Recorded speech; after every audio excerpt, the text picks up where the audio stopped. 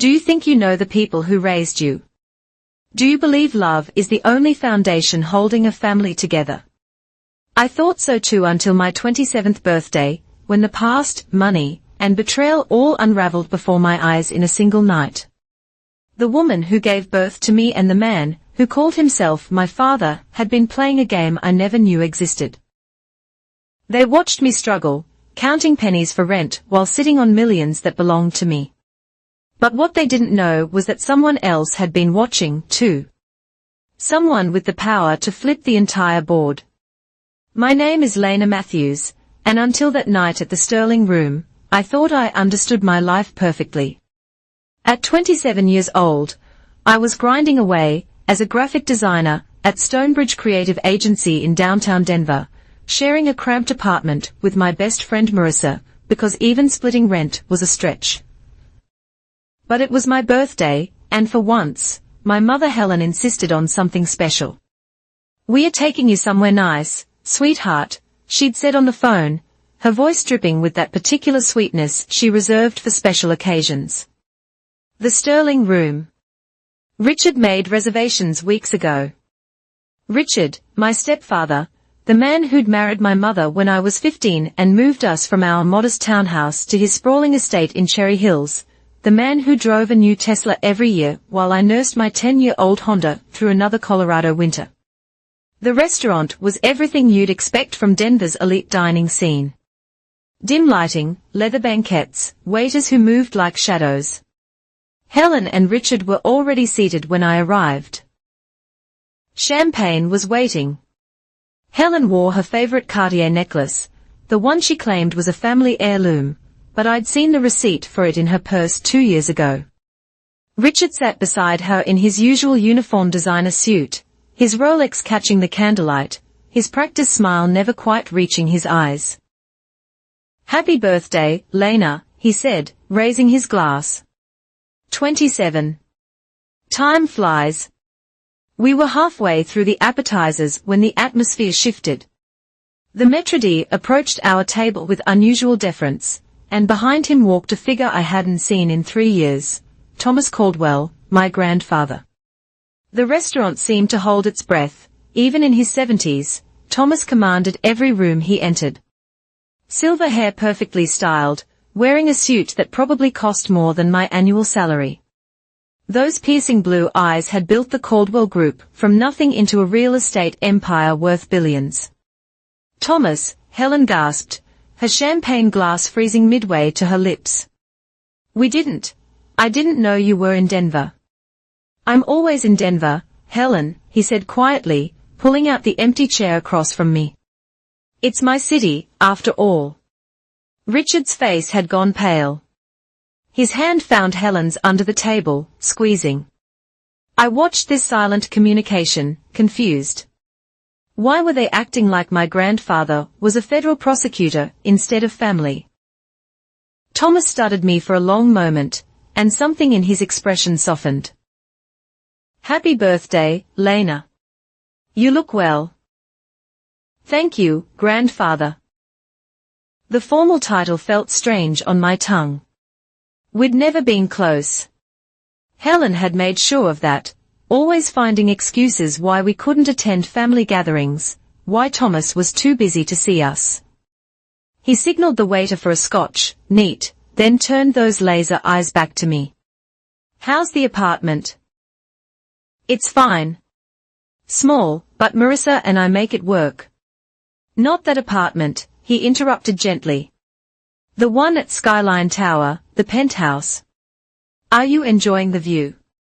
The words hung in the air like a blade. "I'm sorry," I said slowly. "What penthouse?" The silence that followed was deafening. Helen's fork clattered against her plate. Richard's breathing became audible. Thomas's expression shifted from gentle to something far more dangerous. "The penthouse purchased in your name when you turned 25, he said, each word precise as a scalpel.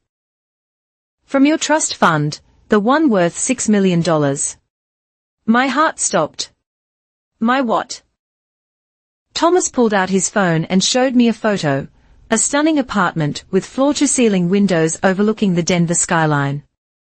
This penthouse, purchased 2 years ago, currently rented out for $8,000 a month, he swiped. Bank statements, investment portfolios, account numbers with my name on them. I don't understand, I whispered. But even as the words left my mouth, I was starting to see the pieces clicking together with horrible clarity.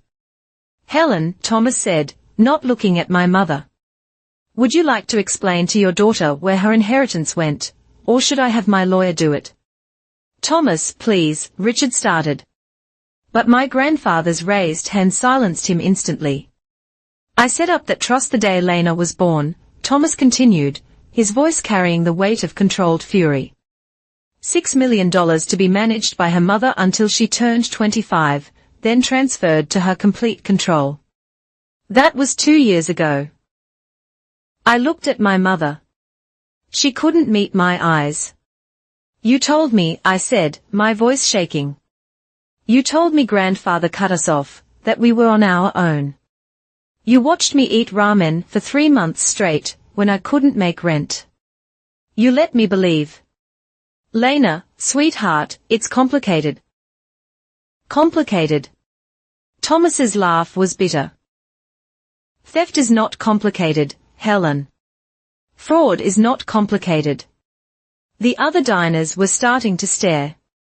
The perfect birthday dinner was crumbling into something else entirely, something that had been waiting in the shadows for 2 years. We should discuss this privately, Richard said, standing. Sit down, Thomas commanded, and Richard Saturday. We are just getting started. The revelation at dinner haunted me as I sat in my grandfather's Bentley, watching Denver's lights blur past. He'd insisted on driving me home, leaving Helen and Richard at the restaurant to think about their choices. But first, he wanted to show me something. You need to understand the full scope, Thomas said, pulling into a parking garage I knew too well. This was where Marissa and I sometimes walked on weekends, admiring the luxury high-rises we'd never afford. Skyline Tower, 42 floors of glass and steel reaching toward the Colorado sky. We rode the elevator in silence to the top floor. Thomas produced a key card, and suddenly I was standing in what should have been my home. The penthouse was even more breathtaking than the photos, 3,000 square feet of modern elegance with views that stretched from the mountains to the plains. The furniture was staged for showing, but I could see myself here. I could see the life I should have been living. The rental income alone would have covered all your expenses, Thomas said quietly. You never should have struggled. I thought about my reality, the studio apartment in Capitol Hill with thin walls and temperamental plumbing, the nights I'd skipped dinner to save for textbooks during college, the student loans I was still paying off because Helen said they couldn't help with tuition. Not after Richard's business setbacks. They lived so well, I whispered, more to myself than to Thomas. The trips to Aspen every winter, the country club membership, Helen's shopping sprees at Cherry Creek, all funded by you, Thomas confirmed. Your trust fund didn't just sit idle, Lena. It was invested wisely. By the time you turned 25, it had grown to nearly $6 million. They've been bleeding it dry ever since. I sank onto the leather sofa, my legs unable to hold me anymore. How did you find out? Thomas sat beside me, the first time I'd seen him look his age. I have lawyers who monitor all family trusts, annual reports, but Helen always provided documentation showing everything was in order, forged statements, fake investment reports, very convincing ones. So, what changed? Richard got greedy. He tried to leverage your trust as collateral for a loan, a big one. The bank contacted my office to verify the assets, and that's when we discovered the truth. He showed me document after document, a beach house in Florida, a stake in a failed restaurant, jewelry, cars, even a boat Richard bought and sold at a loss within 6 months. They spent $4 million, I said numbly. 4.2, Thomas corrected. The rest is still in accounts they haven't touched yet. We've frozen those as of tonight. I thought about Helen, my mother, the woman who taught me to be honest, to work hard, to never take what wasn't mine. She used to lecture me about responsibility, about standing on my own 2 feet. Said that's why she was tough on me about money. Classic guilt projection. She convinced herself she was teaching you character while stealing your future. Why didn't you ever check on me directly? I asked a question that had been burning since dinner. 3 years, grandfather. You never called. His jaw tightened. Helen told me you didn't want contact. That you blamed me for your father's death, for not being there when he got sick. She said you needed space to heal. My father, another pain Helen had weaponized. He died when I was 12. Cancer had taken him faster than anyone expected. Thomas had been in Tokyo when it happened, closing some massive deal. He'd flown back immediately. But Helen had already painted him as the absent father who'd pushed his son too hard, who cared more about money than family. I never blamed you, I said softly. She told me you blamed me. Said I reminded you too much of Dad, and it was too painful. We sat in silence, 2 people realizing how thoroughly we'd been played. The renovation receipts are particularly interesting, Thomas said finally, pulling up more documents. Did you know they remodeled their entire house last year? $90,000. The contractor's invoice lists the billing address as this penthouse. I laughed, but it was hollow. Marissa and I spent 3 hours fixing our bathroom sink with YouTube videos because we couldn't afford a plumber. There's more. Richard has been moving money offshore. Cayman Islands, Switzerland. He knows this is falling apart, and he's trying to hide what's left. Can we stop them? Thomas's smile was sharp. Oh, my dear granddaughter, we are not going to stop them. We are going to destroy them, but we are going to do it properly, legally, publicly. What do you mean? Helen and Richard think they are untouchable. They believe family wealth is their safety net. That I'll keep this quiet to avoid scandal. He stood, walking to the windows. They forgot that I didn't build an empire by being merciful to thieves. Looking at him silhouetted against the Denver skyline, I saw the businessman who'd turned a small construction company into a real estate empire. The man my father had both admired and feared. What do you need me to do for now? Nothing. Live your life. Go to work. Don't confront them yet. Let them think tonight was just an uncomfortable family dinner. He turned back to me. But document everything, every conversation, every text, every email where they've mentioned money or the trust. And then we wait for the reading. What reading? Thomas's smile widened. The reading of my updated will. The family gathering where I announce changes to the Caldwell estate. It's in 1 month. Everyone will be there. The entire family, the board of directors, the lawyers, the press always catches wind of these things. And that's when Helen and Richard learn what happens when you steal from a Caldwell. The next morning, Thomas arranged for a private meeting at the Four Seasons, not in the restaurant or bar, but in a conference room he'd reserved on the executive floor. When I arrived, 2 people were already waiting with him. Jonathan Pierce, whom I recognized as Caldwell Group's chief legal counsel, and a younger woman with sharp eyes and an iPad, who introduced herself as Alyssa, a forensic accountant. We need to do this properly, Thomas began without preamble. Helen and Richard have had 2 years to cover their tracks, but they made mistakes. Jonathan opened a leather portfolio thick with documents.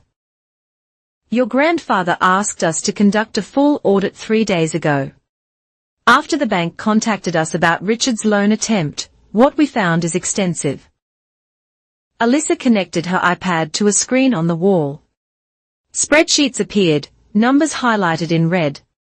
The trust fund had $6.1 million when you turned 25. Current balance, $347,000. They left that much? I asked, surprised. They had to, Jonathan explained. Emptying the account completely triggers automatic notifications to all trustees. Your grandfather would have been alerted immediately, so they kept just enough to make it look active. Show her the withdrawals, Thomas said. Alyssa swiped through transaction after transaction. My stomach turned with each one. January 2023, $800,000 for investment property. That was the Skyline Tower penthouse. She began, March 2023. $450,000 for diversified portfolio management. That money went directly to Richard's personal account. He just took it through a shell company he created called LM Investments. LM for Lena Matthews, Jonathan said. He was signing documents as your financial advisor. But that's fraud. That's federal prison fraud. Yes, Thomas said simply. It is. Alyssa continued the presentation.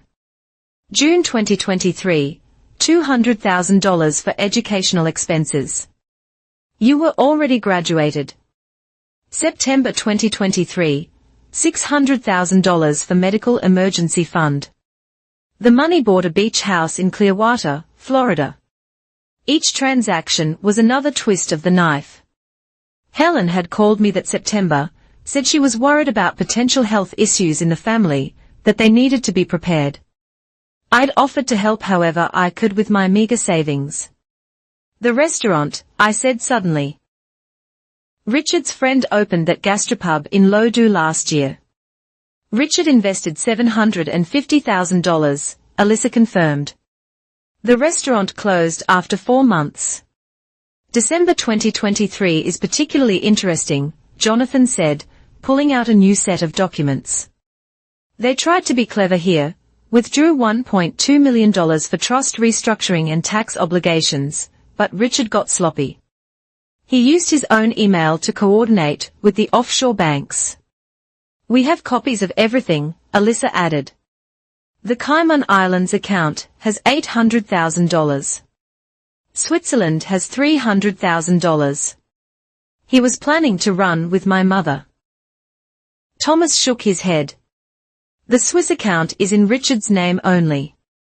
The betrayal kept multiplying. Helen wasn't just a victim of Richard's manipulation, she was his accomplice, and he was planning to abandon her, too. There's more, Jonathan said carefully. The house renovations, the cars, the jewelry, those are recoverable assets, but there are gambling debts. Richard owes significant money to some unofficial creditors in Vegas. How much? $400,000. I stood up, paced to the window. The Denver morning was bright. Normal people heading to normal jobs, living their normal lives. So my mother let her husband gamble away my future. She did more than let him, Alyssa said quietly. She signed the withdrawal authorizations. Every single one requires 2 signatures, the trustee and the beneficiary. Richard forged yours. Helen provided hers. Thomas approached me at the window. I need you to understand something, Lena. We can recover most of the money.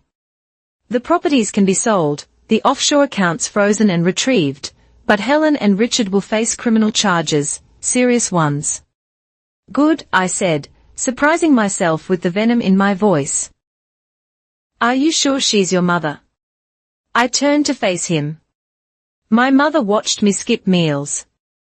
She listened to me cry about student loans. She gave me a $50 gift card for Christmas last year, while wearing a $40,000 watch bought with my money. She's not my mother. She's a thief who gave birth to me. Thomas nodded slowly. Then we proceed. Jonathan, the lawyer cleared his throat. We need you to sign several documents. Power of attorney for us to act on your behalf regarding the trust. Authorization to pursue criminal charges. Agreement to asset recovery procedures.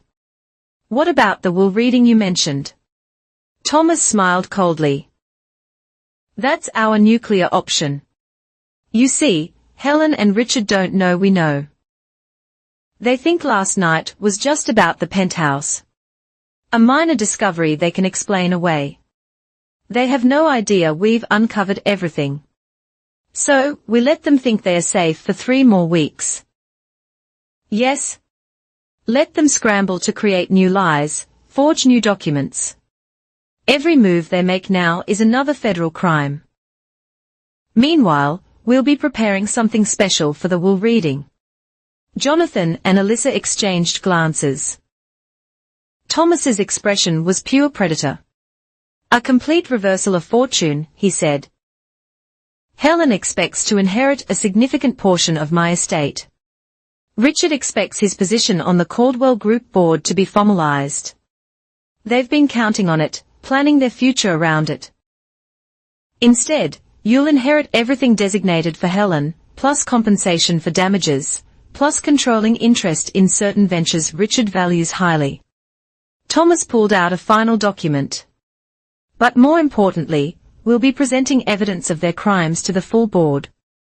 The media always covers Caldwell family gatherings. The district attorney will be invited as my personal guest, though they won't know why until the moment arrives. A public execution, I whispered. Justice, Thomas corrected. Very public justice. I looked at the documents before me. Signing them would change everything, no going back, no forgiveness, no family reconciliation. I picked up the pen. Where do I sign? The 3 weeks that followed were an exercise in controlled rage. I went to work, smiled at colleagues, grabbed coffee with Marissa, all while sitting on a powder keg of evidence that would destroy my mother's life. Helen called twice after the birthday dinner, leaving voicemails dripping with false concern. Sweetie, your grandfather has always been dramatic. Don't let him poison you against family. Let's have lunch and talk. I didn't respond, but Thomas's investigators did their job, and what they uncovered made everything worse. You need to see this, Jonathan said during our weekly meeting at his downtown office. He spread out a new set of documents. We've been tracking Richard's activities since the birthday dinner. He's accelerating. The paper showed wire transfers, property deeds, liquidation orders. Richard was selling everything he could without Helen's knowledge, art, watches, even golf club memberships. The money was flowing offshore faster than ever. He knows the walls are closing in, Thomas said from his position by the window. A cornered rat preparing his escape. But there's something else, Alyssa added, pulling up her tablet. We discovered another trust fund. My heart sank. Another victim. No, another beneficiary. You? I stared at her. What? Your paternal grandmother, Eleanor Matthews, she said.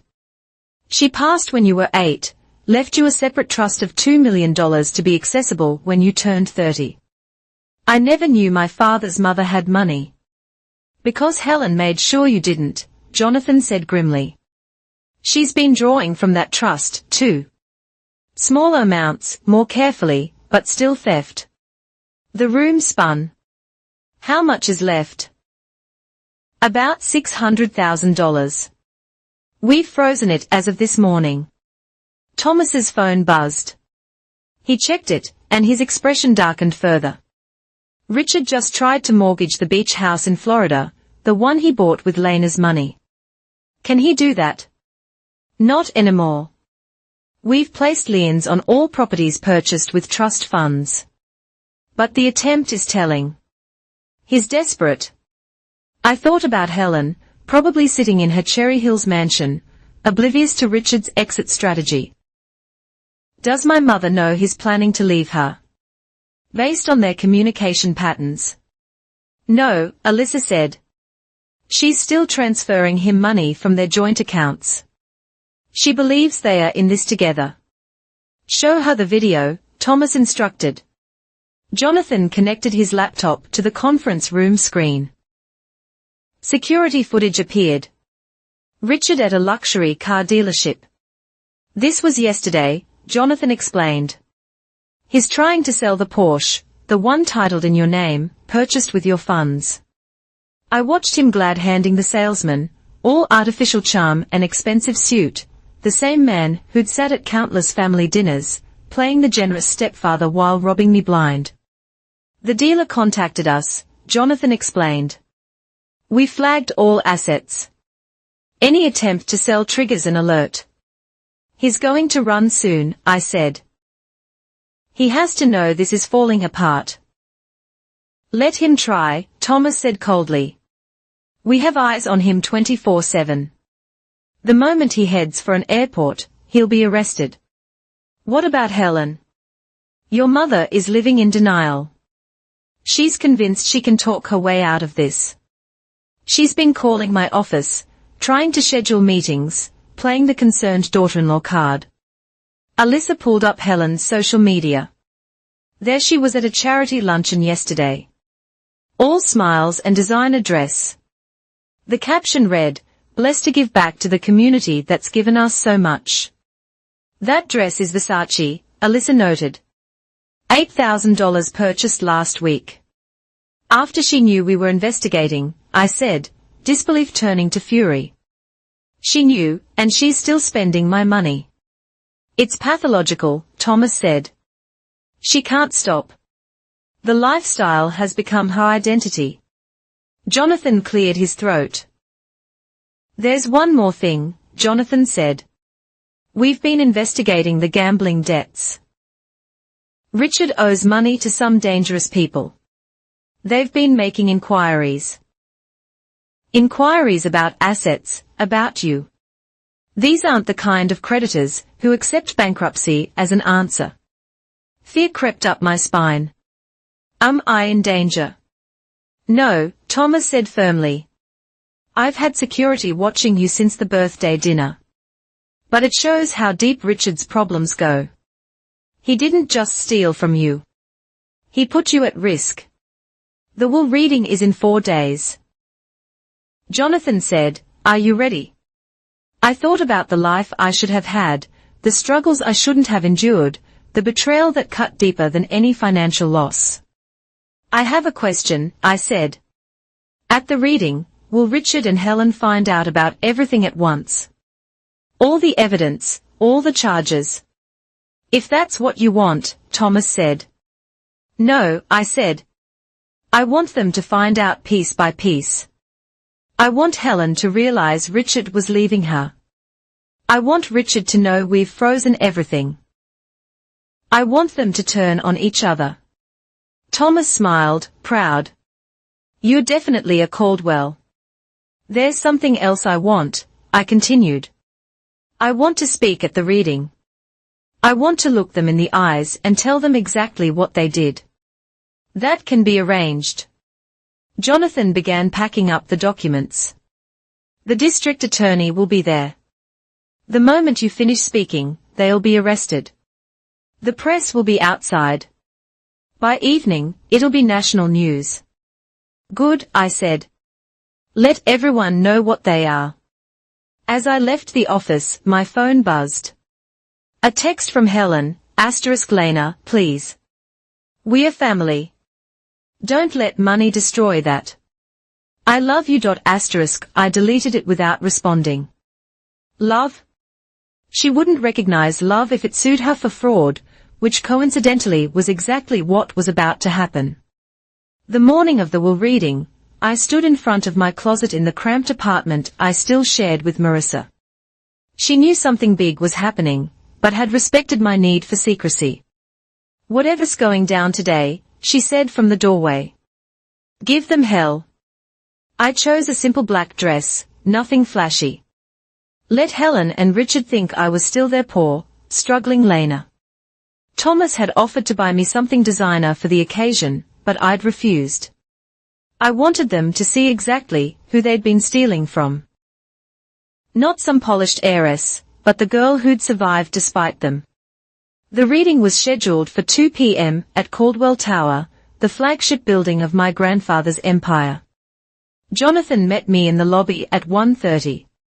"Ready?" he asked. "Beyond ready." We rode the elevator to the top floor, where the boardroom occupied the entire northwest corner. Through the glass walls, I could already see people gathering, board members in tailored suits, lawyers with briefcases, and there, holding court near the windows, Helen and Richard. Helen wore cream Chanel, diamonds at her throat. Richard was in his power suit, working the room with that salesman's smile. They looked like they owned the place. "Lena." Helen's voice carried across the room when we entered. She glided over, arms outstretched for a hug. I didn't return it. "Darling, I've been so worried. You haven't returned my calls." "I've been busy," I said flatly. Richard appeared at her shoulder. "Good to see you, kiddo. This whole thing, it's just a formality. Family business." "Yes," I said, looking him straight in the eye. "Family business." Thomas entered then, and the room transformed. Conversations died. People took their seats. Power had arrived. "Thank you all for coming," Thomas began, taking his position at the head of the table. "As you know, I've recently updated my will and various trust arrangements. Given the size of the estate and the number of beneficiaries, I felt it important to clarify these changes in person." Helen smiled, confident. She'd been counting on this moment for years. "Before we begin," Thomas continued, "I'd like to introduce some special guests. Jonathan Pierce, our Chief Legal Counsel. Alyssa Chen, from our Forensic Accounting Department." He paused. District Attorney Margaret Walsh. The temperature in the room shifted. Richard's hand found the table for support. "Why is the DA here?" someone whispered. "We'll get to that," Thomas said calmly. "First, the changes to my will. The previously designated inheritance for Helen Matthews Stanton has been revoked in its entirety." Helen's face went white. "What? Thomas?" "There must be." Furthermore, Thomas continued as if she hadn't spoken. "Richard Stanton is hereby removed from the board of Caldwell Group, effective immediately." "You can't do this." Richard stood, face flushing red. "I've been on this board for 5 years. I've brought in millions in revenue." "You've stolen millions," Thomas corrected. "Which brings us to our next order of business." Jonathan stood, remote in hand. The wall screen came to life, bank statements, wire transfers, property deeds.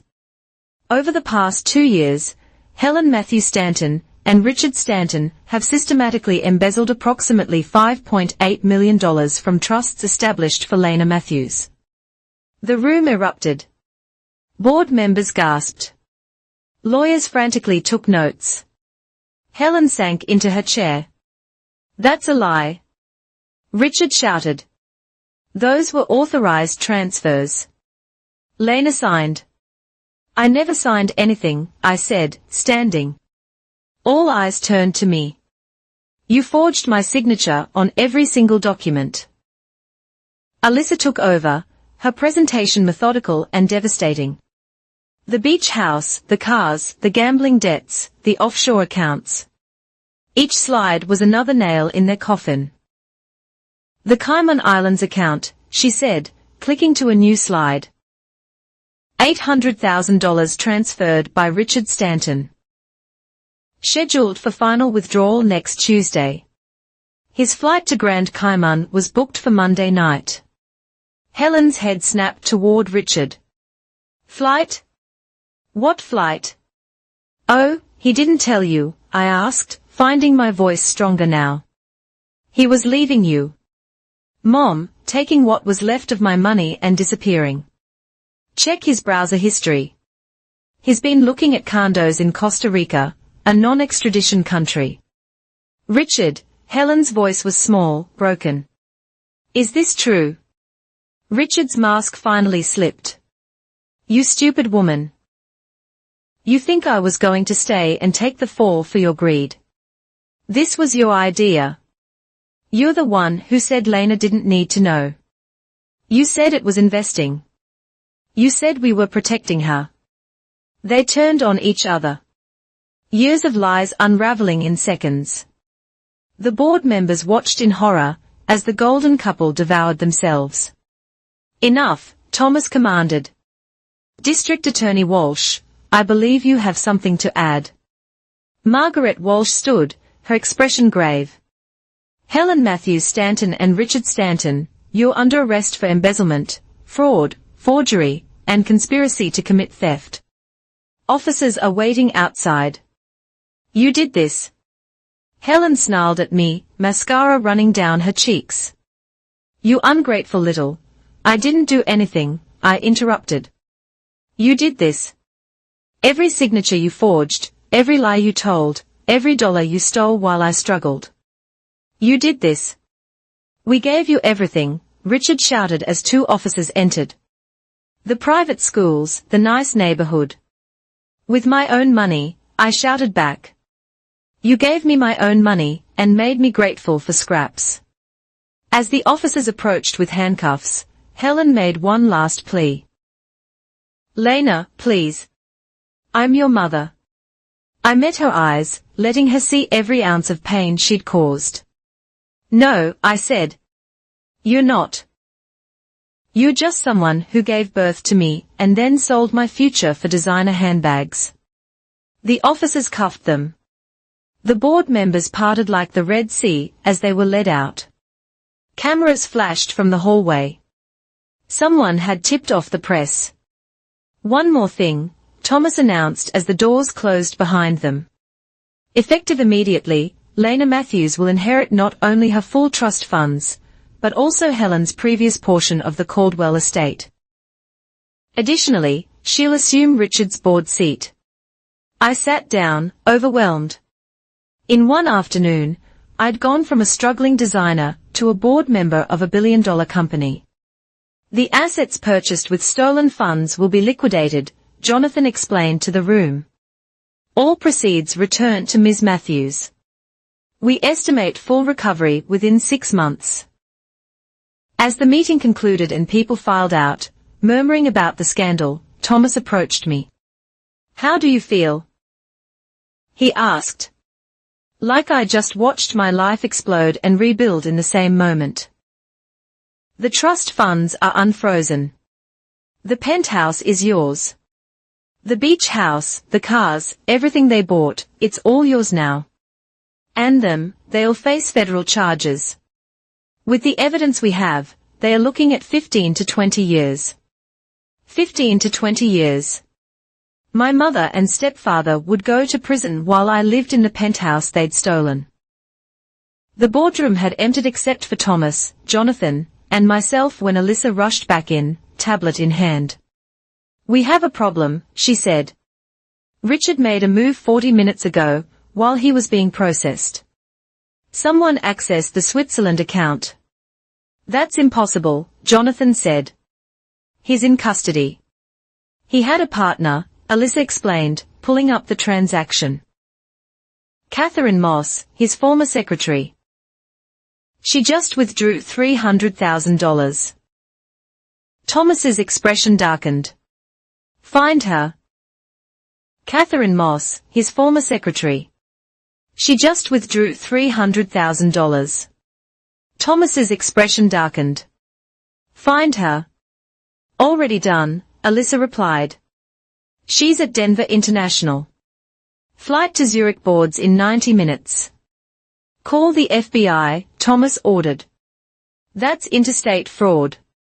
As Jonathan made the call, I noticed something on Alyssa's screen.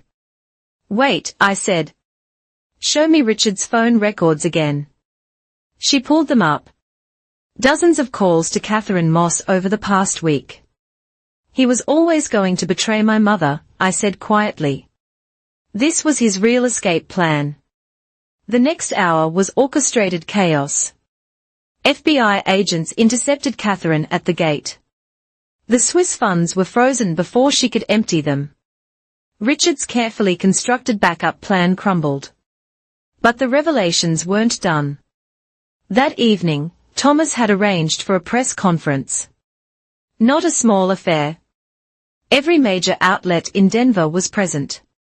Some national outlets, too. The Caldwell name carried weight, and scandal sold papers. I stood behind Thomas as he approached the podium, my hand steady despite the cameras. Today, Thomas began, justice was served. For 2 years, members of my own family stole from their daughter, betrayed fundamental trust, and committed federal crimes. The Caldwell Group has zero tolerance for such actions, regardless of family ties. A reporter raised her hand. Mr. Caldwell, how did this go unnoticed for so long?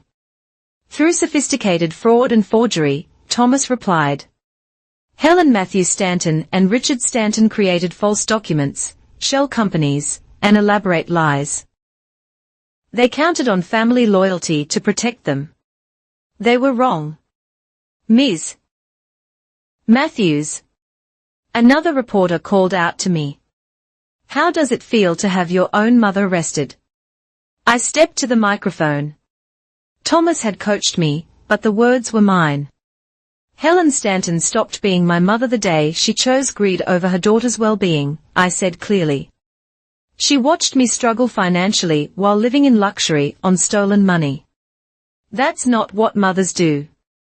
What about forgiveness? Forgiveness is earned through accountability, someone shouted. They haven't even admitted guilt yet. They are still claiming it was investment management. Thomas took back the microphone. We've established a forensic investigation into all Caldwell family trusts to ensure this never happens again. Additionally, Ms. Matthews will be joining our board, bringing a perspective on fiduciary responsibility that's been painfully earned. As we left the podium, my phone buzzed with notifications. The story was already trending. Billionaire's granddaughter betrayed my own mother, screamed one headline. Back in Thomas's office, away from the cameras, he poured 2 glasses of scotch. You handled that well, he said. I feel like I'm in a nightmare I can't wake up from. The nightmare was the last 2 years, he replied. This is you waking up. Jonathan entered with more documents. The criminal case is solid. The prosecutor says with the evidence we've provided, plus Catherine Moss flipping on Richard for a deal, they won't even need to go to trial if they are smart. They'll take a plea. Helen might. Richard's still claiming he can beat this. I thought about Richard's arrogance, that unshakable confidence that had fooled me for so long. He really believes he's untouchable. He's about to learn otherwise. Thomas said the FBI found more. He's been running this con before. 2 previous wives, both with mysterious financial losses during divorce proceedings. Serial fraud, Jonathan added. This upgrades the charges. He's looking at 25 to life. 25 to life. The man who'd played father while robbing me blind would die in prison. There's something else, Thomas said, his tone shifting. The family wants to meet with you, your siblings, their children, the rest of the Caldwells. They are concerned about the scandal affecting the company. They are concerned about their inheritances. I translated that, but you're part of this family now. Truly part of it. You need to know who your allies are. Do I have any? Thomas smiled. Your cousin Marcus, my brother's son, he went through something similar with his stepmother. He's already called offering support. Your Aunt Patricia, she never liked Helen. She's thrilled to see her exposed. And the others? We'll smile to your face while calculating if you're a threat to their positions, Thomas said. Welcome to being a Caldwell with money. A knock at the door interrupted us. Alyssa entered again, this time with a laptop. "You need to see this," she said, turning the screen toward us. It was Helen on the jailhouse phone, talking to someone. The call was being recorded, as she'd been warned. "It's all Lena's fault," Helen was saying. "That ungrateful brat. After everything I did for her, I should have gotten rid of her years ago. Should have sent her to live with her father's relatives in Ohio. But no, I kept her around. And this is how she repays me."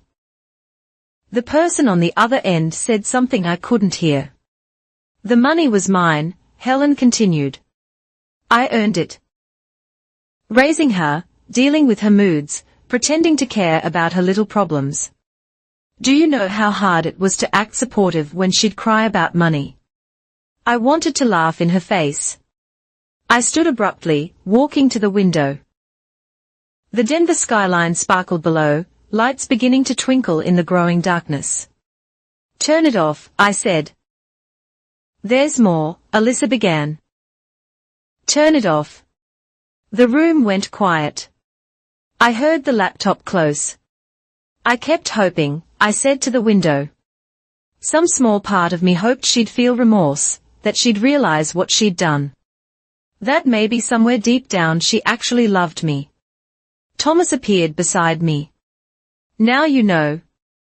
"Now I know. The penthouse is ready for you," he said gently. "Fully furnished. Your things have been moved from the old apartment. It's time you live the life you should have had." I nodded, not trusting my voice. "And Lena," Thomas added, "the board meeting is Monday. You'll need to be prepared. The vultures will be circling." "Let them come," I said, finding steel in my spine. "I've survived Helen and Richard. I can survive anything." The courtroom was packed the day of the sentencing. 3 months had passed since the arrests. 3 months of legal maneuvering, plea negotiations, and media coverage that had made Helen and Richard the most hated couple in Colorado. I sat in the front row between Thomas and Jonathan. Behind us, reporters filled every available seat. The bailiff called for order as Judge Catherine Morrison entered. "We are here for sentencing in the matter of the United States versus Helen Matthews Stanton and Richard Stanton," she began. "Both defendants have entered guilty pleas to multiple counts of fraud, embezzlement, and forgery. Helen was brought in first, an orange jumpsuit replacing her designer clothes, her hair gray at the roots without her colorist. She kept her eyes down, refusing to look at me. Richard came next, defiant even in chains. He'd fought until the end, firing 3 lawyers before finally accepting that Catherine Moss's testimony had buried him. Before I pronounced sentence, Judge Morrison said, "The victim has requested to make a statement. Ms. Matthews." I stood, my prepared notes in hand, but when I reached the podium, I set them aside. "Your Honor, 3 months ago, I discovered that the 2 people I trusted most had systematically stolen my inheritance while watching me struggle to survive. But the money isn't what hurt most." I turned to face Helen and Richard directly. What hurt most was learning it was all a performance. Every birthday card, every family dinner, every word of encouragement, all of it was a lie to keep me compliant while you robbed me blind. Helen finally looked up, and I saw nothing in her eyes. No remorse, no shame, nothing. "Richard, you called me kiddo while forging my signature. You gave me advice about saving money while gambling away millions of my dollars. You were planning to abandon my mother and leave the country, letting her take the fall alone." Richard's jaw clenched, but he said nothing. "And Helen," I continued, my voice steady despite the pain, "you gave birth to me, but you were never my mother. Mothers protect their children. You fed me to the wolves and counted the profits." "That's enough dramatics," Helen snapped, breaking her silence. "You got your money back. You got your revenge. What more do you want?" "I want you to understand what you stole," I said. Not just money. You stole my ability to trust. You stole my relationship with my grandfather, telling us both lies to keep us apart. You stole years of my life I spent in poverty while you lived in luxury. We gave you everything, Richard started. With my own money, I cut him off. You gave me my own money and expected gratitude. Judge Morrison raised her hand for silence. Thank you, Ms. Matthews.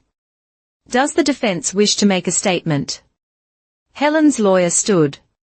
My client maintains that she believed she was managing the funds appropriately. Oh, please, someone muttered from the gallery. Richard's lawyer was smarter. No statement, Your Honor. Judge Morrison nodded. Very well, Helen Matthews Stanton. You have pleaded guilty to 12 counts of fraud, 6 counts of forgery, and conspiracy to commit theft. The pre-sentencing report reveals a pattern of deception spanning years with no indication of remorse. Helen's hands started shaking. I sentence you to 15 years in federal prison, followed by 5 years supervised release. You are ordered to pay full restitution, though I understand most assets have already been recovered. Helen's lawyer whispered urgently in her ear, as she swayed on her feet. Richard Stanton, the judge continued. Your crimes are even more extensive. In addition to the fraud against Ms. Matthews, we have evidence of previous schemes, attempted flight to avoid prosecution, and conspiracy with Catherine Moss to hide assets. Richard stood straighter, still playing the successful businessman even now. You are sentenced to 25 years in federal prison. No possibility of parole for 15 years. All remaining assets are to be liquidated for restitution. This is a mistake. Richard exploded. I had authorization. The trust documents were forged. Judge Morrison cut him off, as 12 forensic experts confirmed his lies. Remove the defendants. As the bailiffs moved in, Helen turned to me one last time. I hope you're happy, she hissed. I'm not, I said honestly. But I'm free. They were led away, and just like that, it was over. The courtroom erupted in conversation, as reporters rushed out to file their stories. I stood frozen at the podium until Thomas's hand touched my shoulder. Come, he said gently. It's done. Outside the courthouse, the media frenzy was immediate. Microphones shoved in my face. Questions shouted from every direction.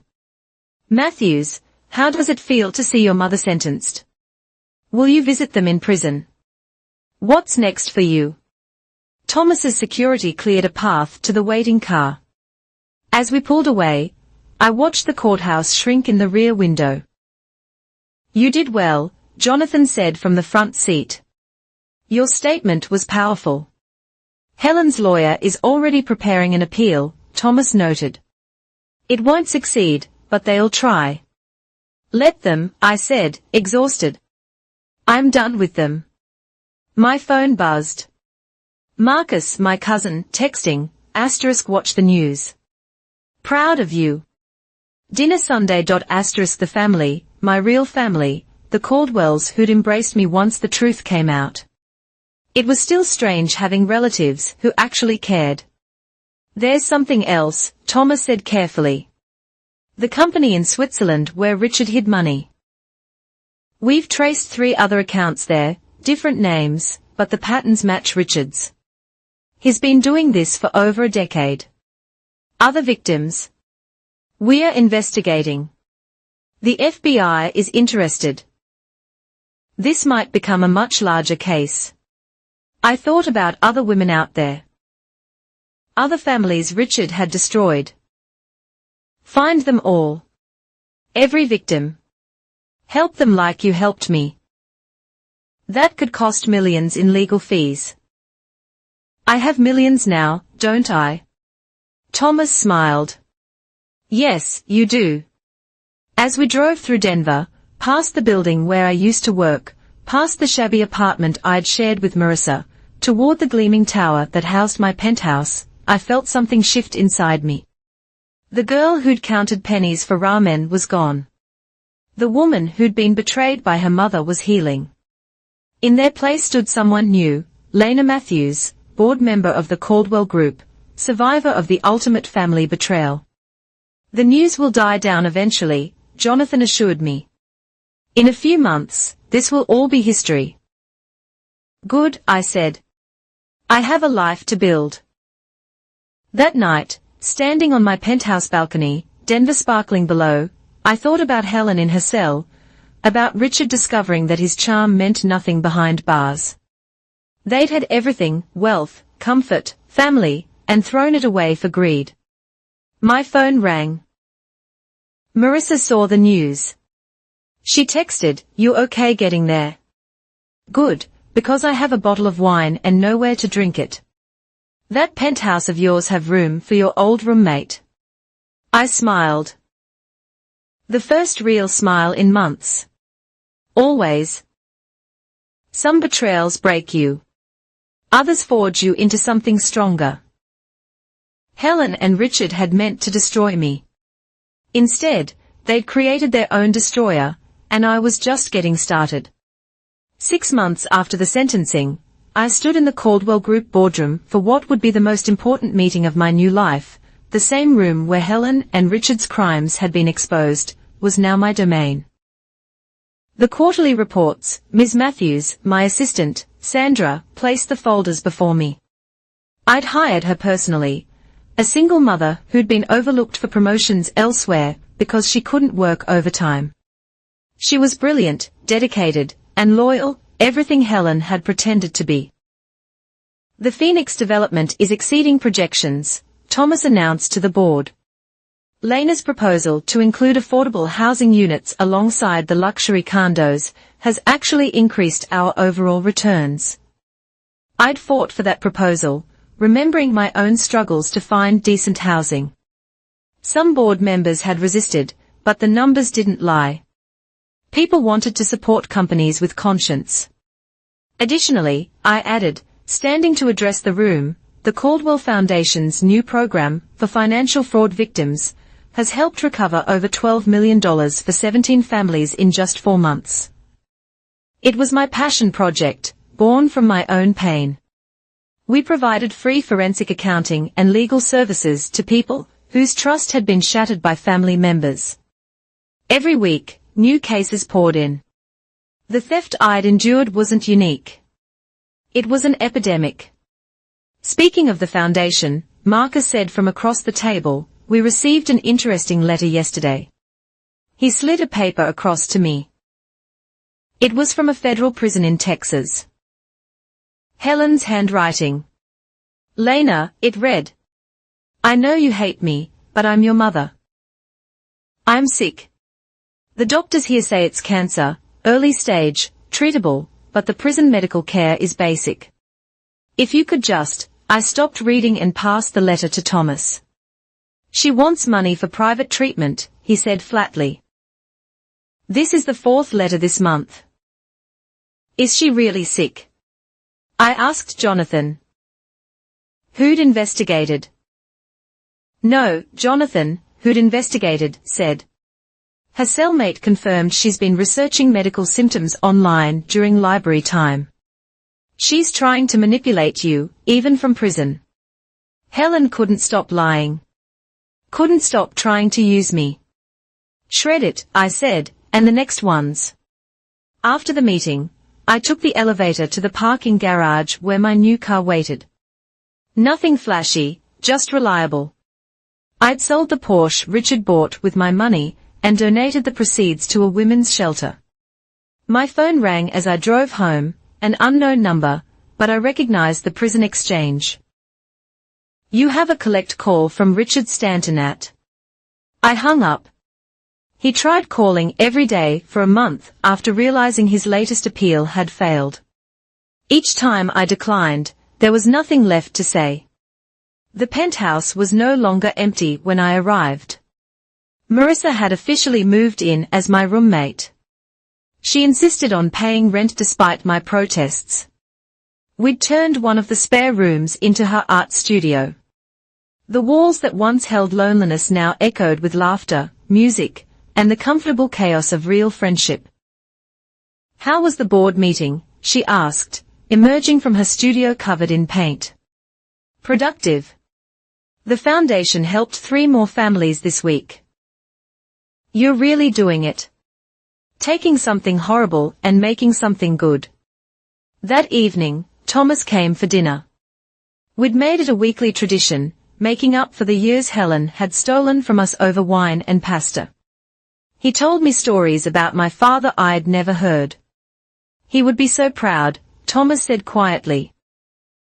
"You've become everything he hoped you'd be. Strong, principled, successful on your own terms." "I had a good teacher," I replied, squeezing his hand. "No," he corrected. "You had yourself. Even when they tried to break you, you survived." "That's not taught, Lena. That's who you are." As we cleared the dishes, Sandra called with news that made me smile. "Ms. Matthews, remember the woman from Kansas? The one whose son stole her retirement? We recovered everything. She wanted me to thank you personally." These moments made everything worth it. Every betrayal had led to this, the ability to help others escape their own Helens and Richards. Later that night, alone on my balcony, I looked out over Denver's glittering skyline. The city stretched endlessly below, full of dreams and schemes, love and betrayal, families both real and false. My phone buzzed with a notification, a news article. Richard Stanton charged with additional fraud in 3 states. The FBI had uncovered his previous victims. He'd never see freedom again. Another notification. Helen Matthews Stanton placed in solitary after contraband scheme. Even in prison, she couldn't follow rules. I deleted both notifications without reading further. They were my past. This view, this life, this purpose, this was my future. The girl who'd once survived on ramen and false hope was gone. The woman who'd been betrayed by blood had been transformed. I was Lena Matthews, board member, philanthropist, survivor, and truth-teller. Helen and Richard had tried to steal my life. Instead, they'd given me the greatest gift imaginable, the knowledge that I didn't need them. I never had. The penthouse that had once been bought with stolen money was now a symbol of justice served. Every morning I woke up here was a reminder that truth wins, that theft has consequences, and that sometimes the best revenge isn't just living well, it's living well while helping others do the same. The city lights twinkled below like a million tiny victories. And for the first time in my life, I knew exactly who I was and where I belonged, not as Helen's daughter, not as Richard's victim, but as myself, finally, completely, unapologetically myself. The Caldwell empire would continue to grow, but now it would grow with purpose. Every building would house someone who needed shelter. Every deal would be honest. Every dollar would be clean, because I knew what it was like to have nothing while someone else spent your everything. And I would never let anyone else feel that alone again. If this story resonated with you, please subscribe to the channel and share your thoughts about Lena's journey. What would you have done in her position? Let's discuss in the comments.